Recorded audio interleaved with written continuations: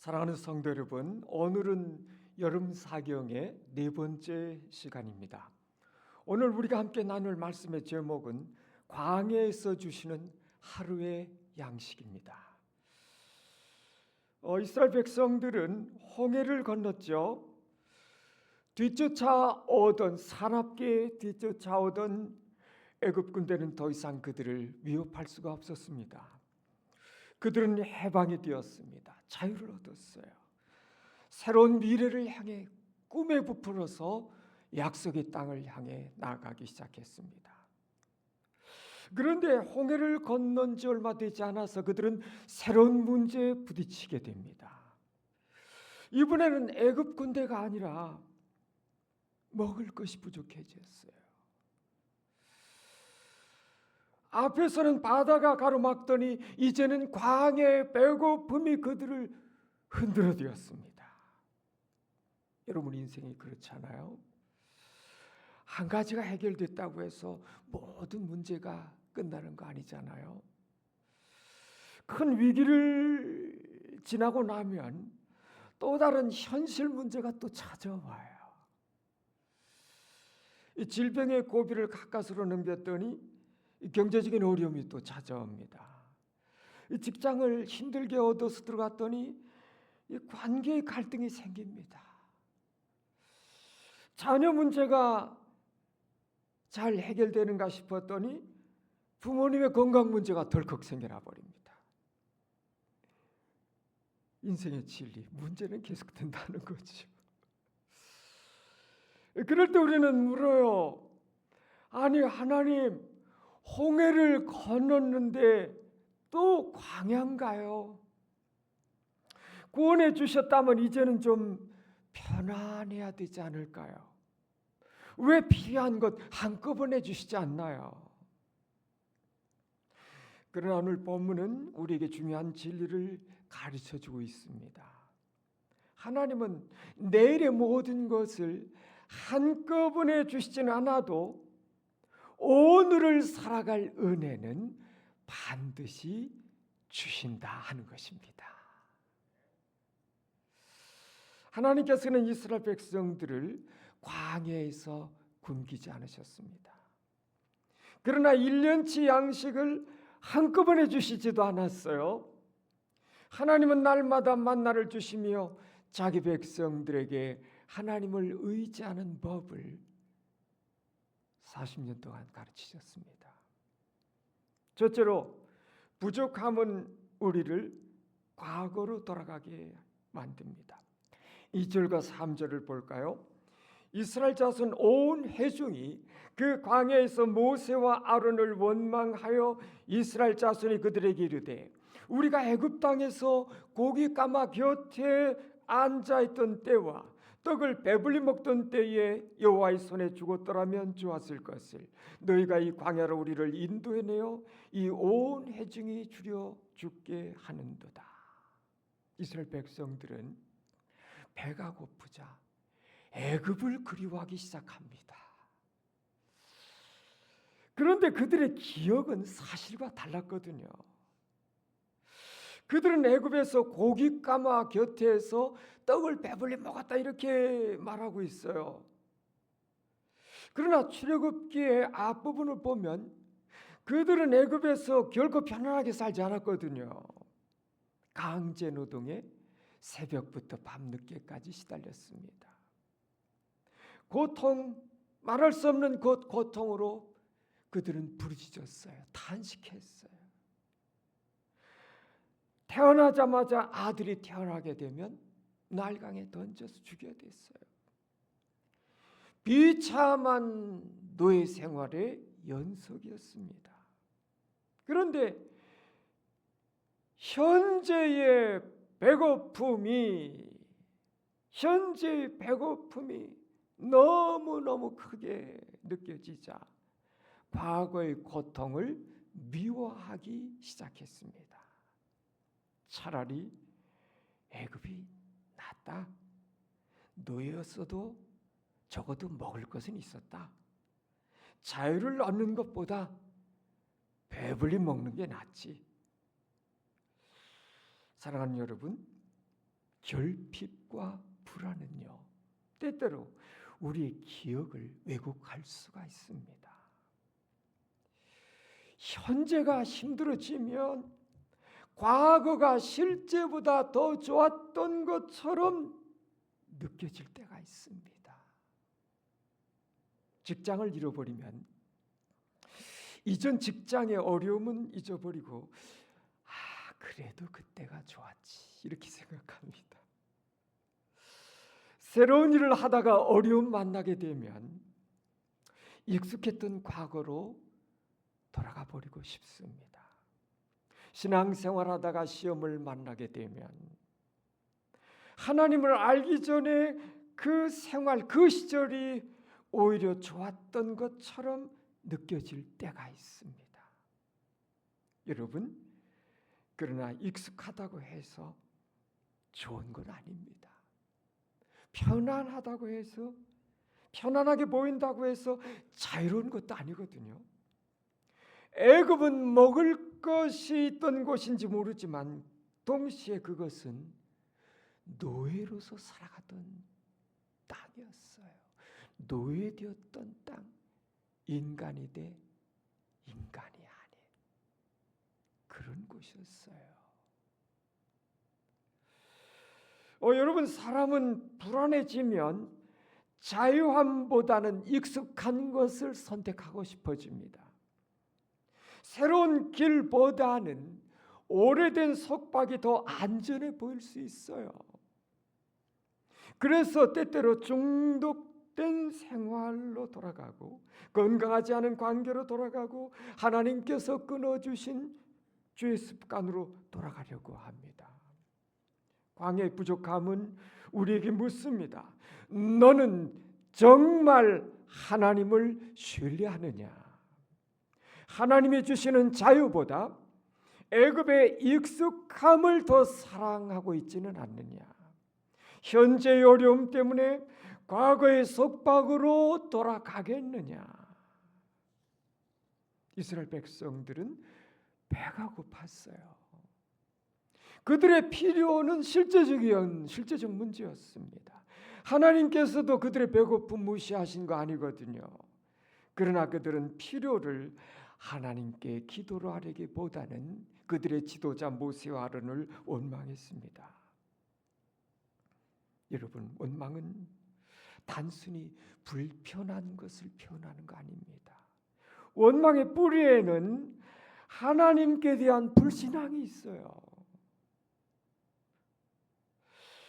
하나님이 우리를 여기까지 데려오셨지만 결국은 책임지지 않으실 거다. 하나님이 우리를 구원하셨지만 먹이실 능력은 없는 것 같다. 하나님의 계획은 우리를 살리는 것이 아니라 결국은 죽게 하는 거다. 사랑하는 여러분, 하나님은 그들을 죽이려고 광야로 데리고 나오신 거 아닙니다. 애굽의 노예에서 하나님의 백성으로 훈련하시려고 광야로 인도하신 것입니다. 광야는 노예 백성 되었던 이스라엘을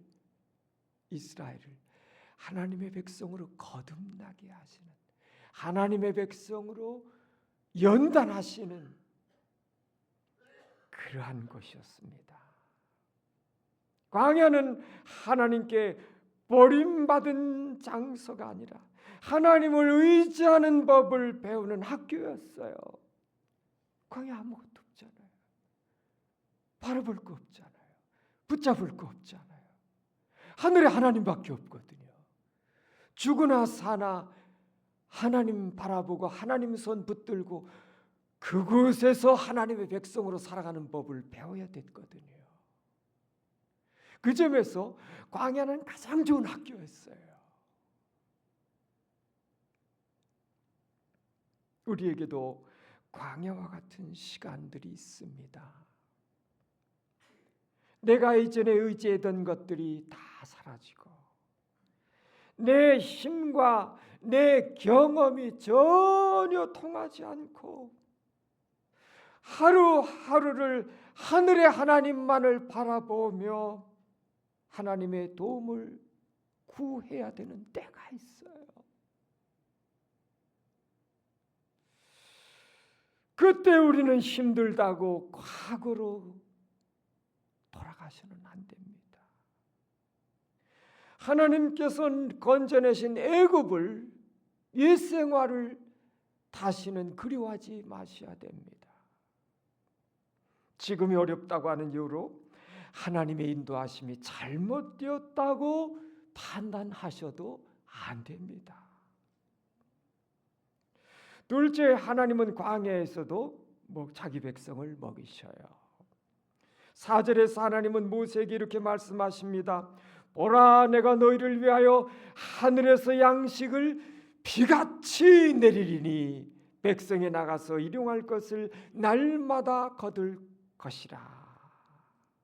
이스라엘 백성들은 모세와 아론을 원망했지만 하나님은 그들의 필요를 외면하지 않으셨습니다. 하나님께서는 하늘에서 양식을 비같이, 비처럼 내려주시겠다고 말씀하셨습니다. 이것이 만나였어요. 여러분, 만나라는 말은 이스라엘 백성들이 그것을 처음 봤을 때 신기했잖아요. 광야에 새벽에 가니까 하얀 쌀가루 같은 게 떨어져 있는 거예요. 이게 뭐야? 그게 만나요. What is this? 이게 뭐지? 그게 만나라니까요. 만나의 의미가 그거예요. 이게 뭐야? 이거거든요. 그렇게 물었던 데서 나온 이름입니다. 이것은 그들이 전혀 본 적이 없는 양식이었습니다. 애굽에서도 먹어보지 못했죠. 광야에서도 자연적으로 얻을 수 있는 양식 아니었습니다. 하나님의 공급은 때때로 우리가 예상하지 못하는 모습으로 올 때가 있습니다. 이스라엘 백성들은 아마 애굽에서 먹던 음식 같은 것을 기대했을 수 있어요. 그러나 하나님은 애굽의 음식을 다시 보내신 것이 아니라 광야에 맞는 새로운 양식을 보내주신 것입니다. 하나님께서는 우리의 필요를 채우실 때 언제나 우리가 생각한 방식으로만 일하지 않으셔요. 우리가 기대한 직장이 아니라 다른 일을 통해서 공급하실 수 있으셔요. 우리가 원했던 사람을 통해서가 아니라 전혀 때로는 예상하지 못했던 사람을 통해서 도움을 주실 수 있습니다. 큰 돈을 한꺼번에 주시는 대신에 필요할 때마다 작은 공급을 이어 주실 수 있으십니다. 중요한 것은 공급의 방식이 아니라 공급하시는 분이신 겁니다. 공급의 출처, 궁극적인 출처, 근원. 이스라엘 백성들은 애굽을 떠났기 때문에 애굽의 공급도 다 끝났다고 생각했어요. 그러나 하나님의 공급은요, 애굽에 묶여 있지 않았어요. 하나님은 애굽에서도 공급하셨고 광야에서도 공급하십니다. 직장이 바뀌었어도 하나님의 공급은 변하지 않습니다.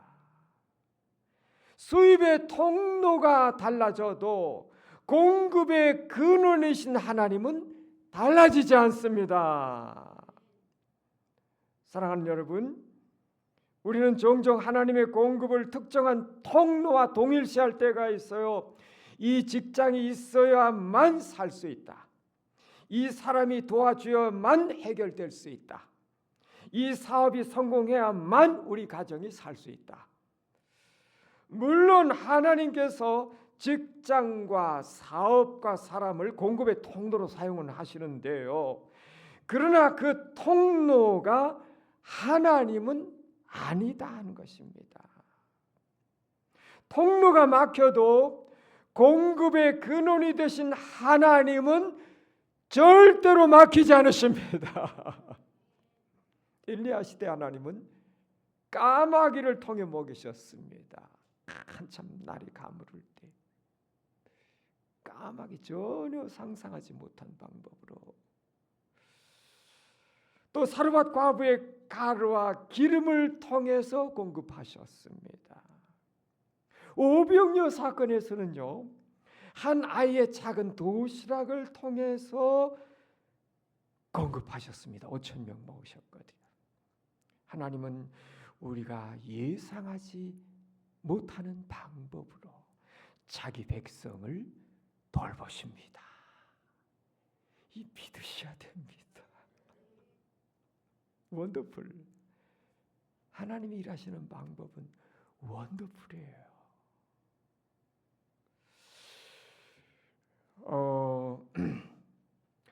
그렇다고 하나님의 공급을 믿는 것이 아무 계획 없이 살아도 된다, 이것은 아닙니다. 만나는 하늘에서 내렸지만 이스라엘 백성들은 아침마다 나가서 거둬야 됐어요. 하나님께서 양식을 내려주셨지만 백성들은 장막 안에 누워 있을 수 없었습니다.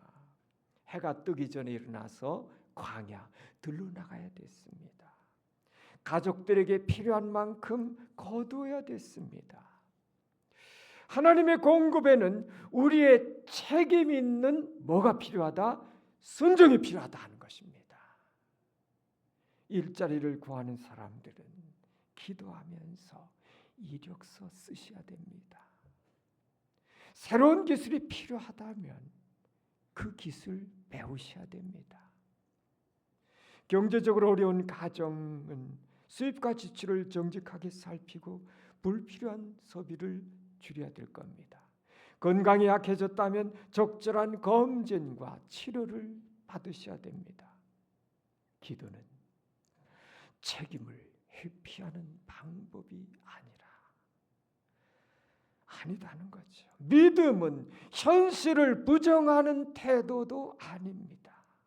하나님을 신뢰하기 때문에 오늘 내가 해야 할 일을 성실하게 감당하는 것이 믿음인 것입니다. 하나님께서 만나를 내려주셨지만 누구도 다른 사람보다 지나치게 많이 가질 수가 없었어요. 많이 거둔 자도 남지 않았고 적게 거둔 자도 모자라지 않았습니다. 이 말씀은 하나님의 공급이 개인의 욕심을 만족시키기 위한 것이 아니라 공동체 전체를 살리는 은혜구나 하는 사실을 깨닫게 되는 것이죠. 어떤 사람은 많이 거두었고 어떤 사람은 적게 거두었습니다. 노인이나 어린아이나 병든 사람은 많이 거두기가 어려웠겠죠. 그러나 공동체 안에서 나누었을 때 모두에게 필요한 만큼 다 돌아갔어요. 교회도 그래야 되는구나 하는 것을 배우죠. 하나님께서 어떤 성도님들에게 더 많은 것을 주셨다 하면 그것은 자신을 위해서 소용하고 또 어려움 당한 이웃과 나누고 실직한 가정들을 돌보고 환자와 보호자를 돕고 배고픈 이들에게 양식을 나누라는 뜻이 그 가운데 있는 것입니다. 광야의 만나 공동체는 굶는 사람이 없어야 되었습니다. 오늘의 교회도요, 말로만 하나님이 공급하실 것입니다라고 해서는 안 되겠구나 하는 걸 배워요. 하나님께서 교회에 맡기신 것들을 실제로 나눠야 되는구나 하는 사실을 배우게 됩니다. 하나님은 하늘에서 만나를 내리시지만 때때로 우리의 손을 통해서 이웃의 필요를 채우시는 것입니다. 우리가 통로가 되는 거죠. 셋째로 하나님은 날마다 의지하는 믿음을 가르치십니다. 하나님께서는 이스라엘 백성들에게요, 한 번에 많은 만나를 쌓아두지 못하게 하셨습니다. 각 사람은 하루에 필요한 만큼만을 거두어야 됐어요. 다음 날까지 남겨두면 벌레가 생기고 냄새가 나서 못 먹었어요. 왜 우리 하나님께서는 한 달치나 1년치 한꺼번에 확실하게 내려주시지 않았느냐 하는 거죠. 하나님께서는 단순히 그들의 배를 채우려고 하신 것이 아니라 날마다 하나님을 의지하는 믿음을 가르치려고 하셨기 때문에 그랬습니다. 40년 동안 훈련하셨어요. 40년 동안. 이게 왜 필요했는지 아십니까? 가나안 땅 들어가니까 너무 땅이 비옥해. 너무 농사 잘 돼. 하늘의 하나님 그렇게 절실하게 안 쳐다봐도 돼요. 하나님 그렇게 목숨 걸고 안 믿어도 가나안 족속들 보니까 우상 섬겨도 잘 먹고 잘 살아. 흔들릴 수 있습니다. 40년 동안 철저하게 광야에서 신앙 훈련하신 것입니다. 백성들은 매일 아침 장막 밖으로 나가야 됐습니다. 어제 만나를 먹었다고 오늘 만나가 자동으로 생기는 거 아니었습니다. 매일매일 하나님의 공급을 기다렸고 매일매일 필요한 만큼을 거두어야 했습니다. 우리는 미래가 불확실할 때에 모든 것을 한꺼번에 확보하고 싶어 합니다. 앞으로 10년 동안 필요한 돈이 준비되면 안심이 될 텐데 내 자녀의 미래가 완전히 보장이 되면 걱정하지 않을 텐데 검사 결과와 치료 과정과 회복 시기까지 모두 다 안다면 평안할 텐데 그러나 하나님은 우리의 미래 전체를 한꺼번에 보여주시지 않을 때가 많아요. 대신 오늘 걸어갈 빛을 보여주신다는 거죠. 시편 119편은 이렇게 말씀합니다. 내 발의 등이요 내 길의 빛이니이다. 여러분 등불은 먼 미래 전체를 비추지 않습니다. 지금 내 앞에 한두 걸음 비춰주는 겁니다. 등불. 우리는 멀리까지 보고 싶어 하는데 하나님은 오늘의 한 걸음을 순종하라고 하시는 겁니다. 예수께서도 주기도문에서 이렇게 기도하라고 가르치셨잖아요. 오늘 우리에게 일용할 양식을 주시옵고 일용할 양식은 오늘 필요한 양식이에요. 예수님은 내일 필요한 양식 미리 달라고 가르치지 않으셨습니다. 오늘의 필요를 아버지께 구하며 오늘을 충실하게 살아라 말씀하시는 거예요. 사랑하는 여러분, 물론 미래를 계획하는 것이 잘못이 아닙니다.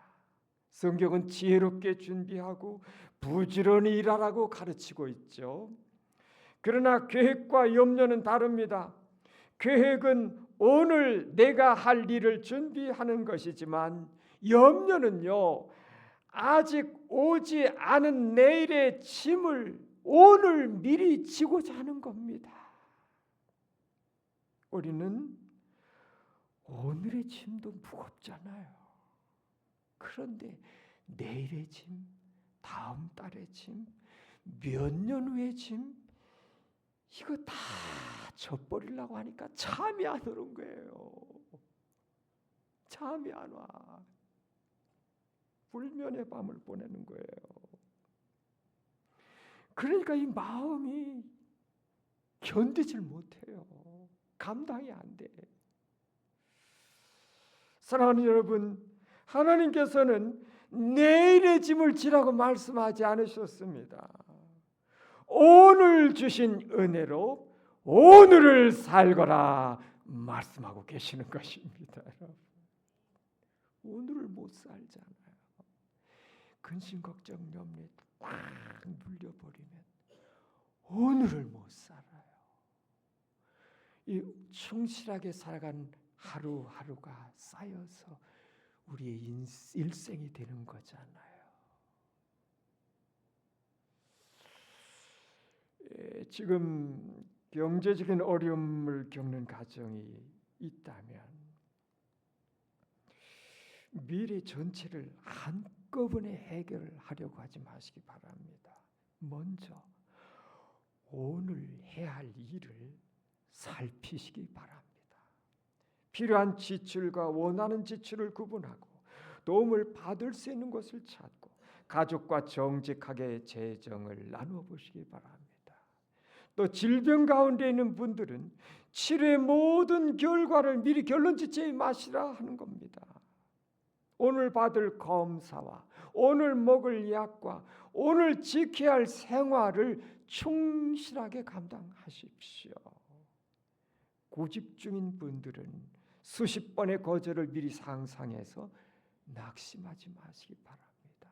이거 뭐 또 가봤자 또 퇴짜 맞을 텐데 미리 예상을 해버리면 낙심만 되고 도전할 의욕이 안 생겨버리죠. 오늘 한 군데라도 지원하고 오늘 한 가지라도 준비하시기 바랍니다. 가정에 갈등 있는 분들은 관계 전체를 한꺼번에 해결하려고 하지 마세요. 이건 불가능해요. 오늘 따뜻한 말 한마디를 건네고 오늘 상대방의 말을 한 번 더 들어주세요. 작은 것 하나.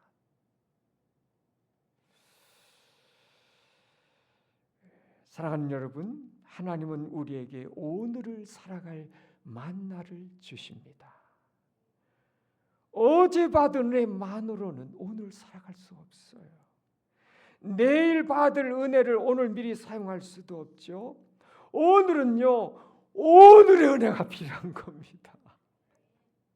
그래서 우리는 날마다 말씀을 읽고요, 날마다 기도하고요, 날마다 하나님 바라보셔야 됩니다.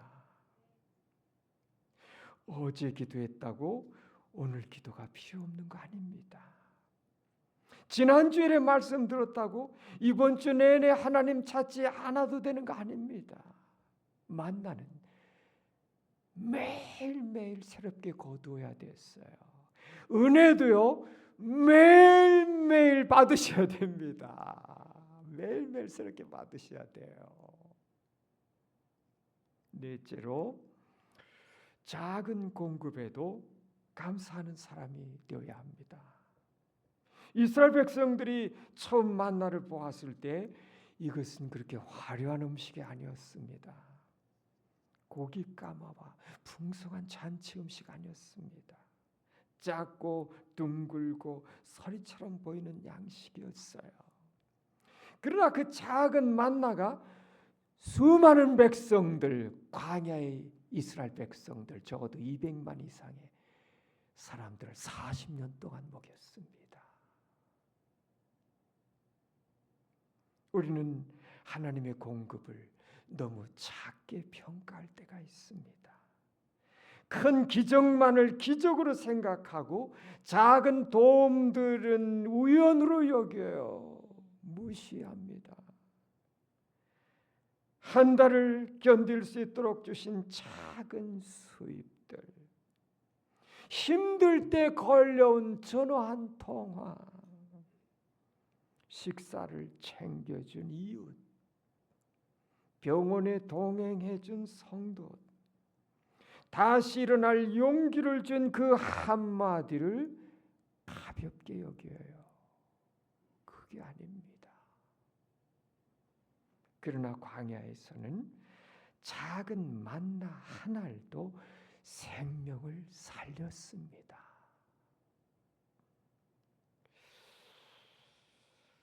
하나님의 은혜는 언제나 크고 화려한 모습으로만 찾아오지 않습니다. 때로는 너무너무 평범해서 지나치기 쉬운 모습으로 오실 때가 있죠. 오늘 아침 눈 뜨신가? 눈 못 뜬 사람들 있잖아요. 밥 한 끼 먹은 가? 함께 기도할 사람이 있는가? 예배 자리에 나오신가? 하나님 말씀을 들을 수 있는가? 다시 시작할 작은 힘이 남아있는 것, 이 모두가 하나님께서 저와 여러분에게 주신 만나인 줄로 믿습니다.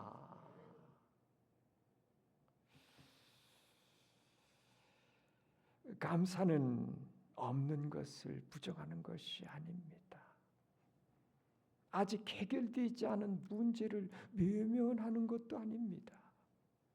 어려움 속에서도 하나님께서 이미 우리에게 주신 것들을 발견하는 믿음입니다. 그러면 많아요. 너무너무 많아요. 하나님이 내 인생에 내려주신 것 너무너무 많아요. 우리 한 사람 한 사람 너무너무 부자입니다. 여기 다 부자들만 앉아 계셔요. 왜 안 부자라고 생각하시나요?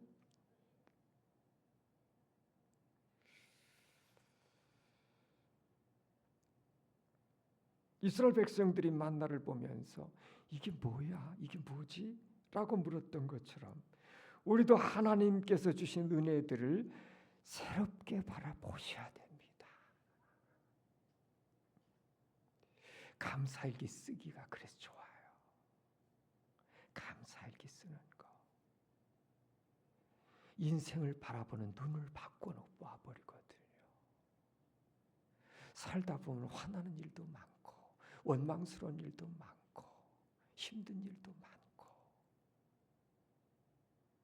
그러다 보면 하나님이 내게 주신 많은 작은 은혜, 크고 작은 은혜들, 내게 이미 와 있는 그 좋은 것들, 선한 것들 다 놓쳐버려요. 아침에 화 팍 내버리면 하루가 그냥 다 날아가 버려요.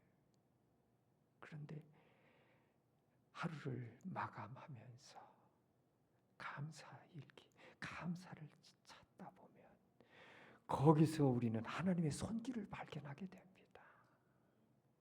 눈이 바뀌어진다니까요. 인생을 바라보는 눈이 아름다운 눈으로 바뀌어진다니까요. 환한 눈이 아니라 아름다운 눈으로 바뀌어진다니까요.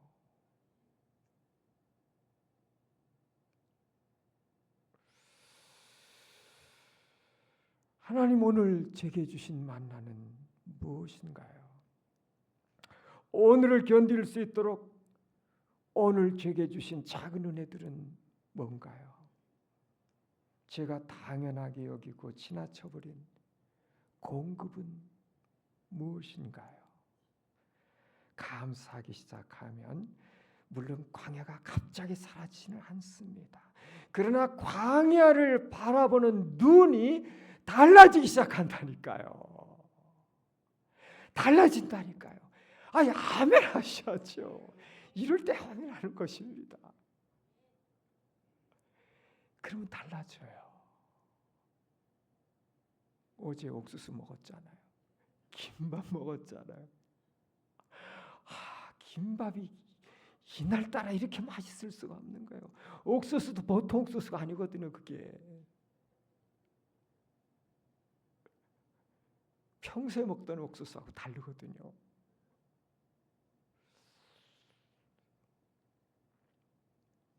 부족한 것만 보던 눈이 공급하시는 하나님을 보게 돼요.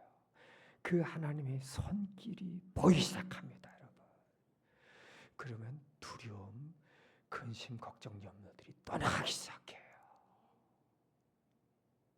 하나님이 나와 여전히 힘든 내 인생의 광야 속에서도 나와 함께하고 계시네. 하나님의 공급은 계속되고 있네. 이러면 달라진다니까요.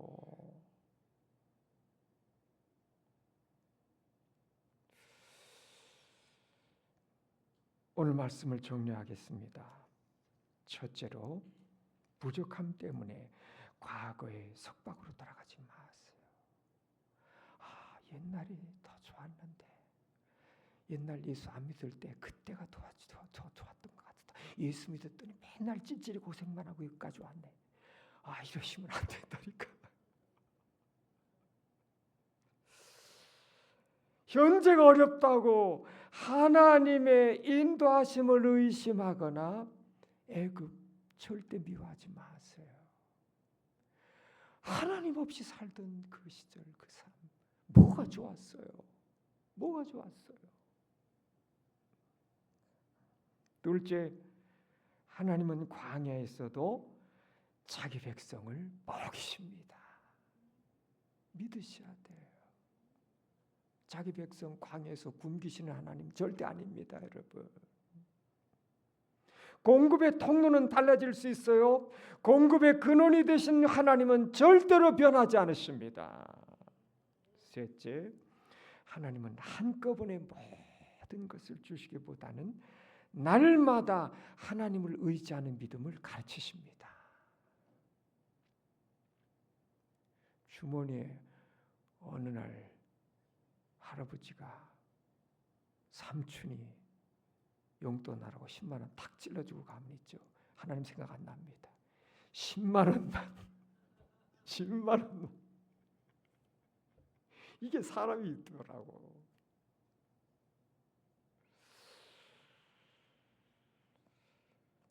내일의 모든 문제를 오늘 미리 짊어지지 마시고 오늘 주신 은혜로 오늘을 살아가시기를 축복합니다.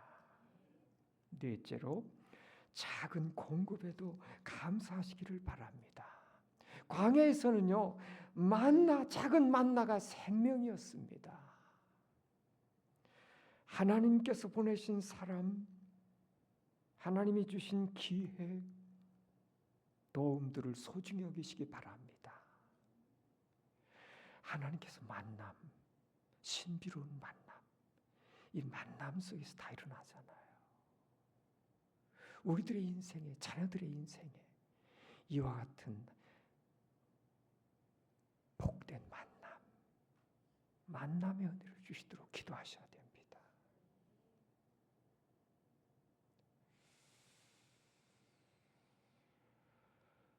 사랑하는 여러분, 지금 혹시 이렇게 기도하고 계시는 분은 안 계십니까? 하나님, 앞으로 어떻게 살아가 될지 모르겠습니다. 다음 달은 어떻게 견뎌야 될지 모르겠어요. 이 문제가 언제 해결이 날지 모르겠습니다. 여러분, 하나님께서는 우리 인생의 미래 전체를 모두 다 설명해 주지 않으실 수 있어요. 그러나 오늘을 살아갈 힘은 반드시 주십니다. 다 알면 좋은 것 같으죠? 안 그래요? 안 그렇습니다. 미래는 하나님의 신비 속에 두고 하나님의 인도하심을 받아 하루하루 살아가는 것이 행복입니다, 여러분.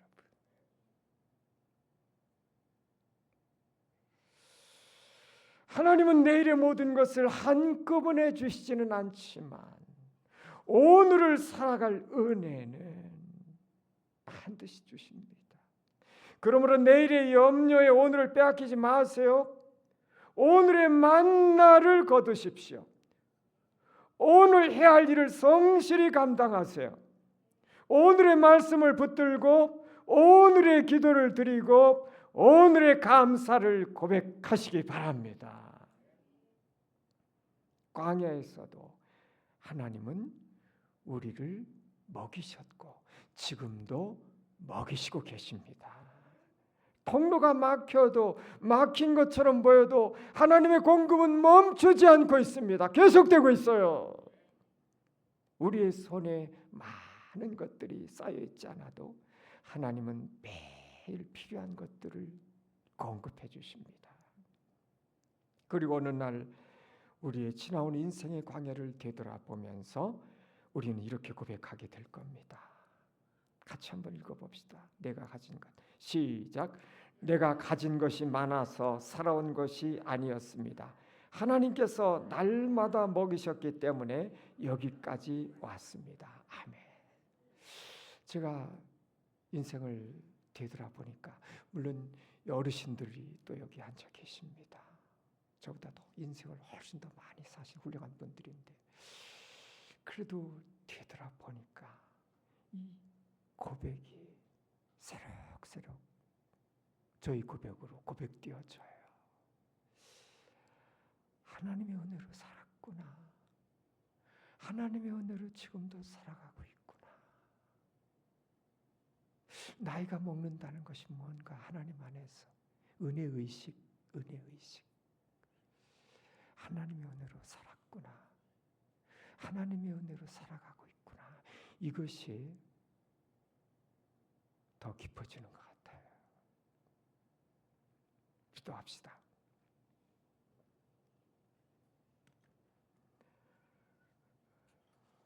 광야에서도 자기 백성을 먹이시는 하나님 아버지요, 오늘 우리의 모든 부족함과 염려를 아시는 아버지 앞에 나갑니다. 현재 어려움 때문에 과거의 삶을 그리워하지 않게 하시고 하나님의 선하신 인도하심을 의심하지 않게 하여 주시옵소서. 직장, 사업장의 어려움, 경제적 어려움으로 걱정하는 가정들의 필요한 양식을 공급하여 주시옵소서. 새로운 일자리와 기회의 문을 활짝 열어 주시옵소서. 질병 가운데 있는 성도들에게 치료의 길과 견딜 힘을 주시옵소서.